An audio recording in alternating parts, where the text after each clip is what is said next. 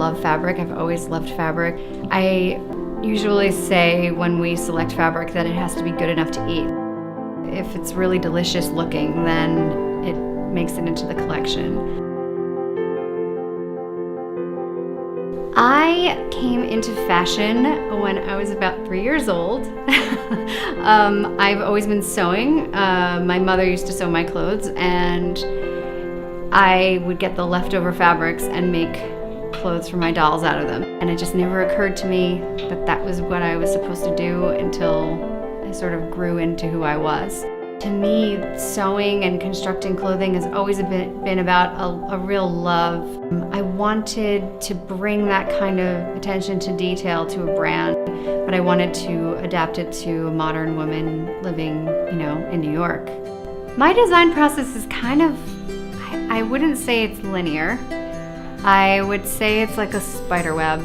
I just look at it and I see one part of it and I think, this is interesting, and then it just sort of that becomes the center of it, and then it just sort of spreads from there.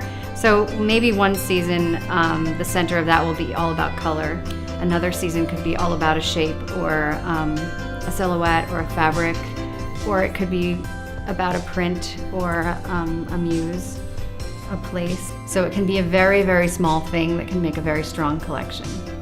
We make all of our clothes in New York City, and I thought that it was really sustainable and great to support New York City's garment district. Being part of Fashion Group International is great because I think that as a fashion designer, you're often in your own bubble and you're just so focused on doing your best, and it feels kind of like the world is against you, and it's really great to know that there are other people that are really trying to help and get your name out there. The impression that people have of the industry is made a lot more positive by the Fashion Group International.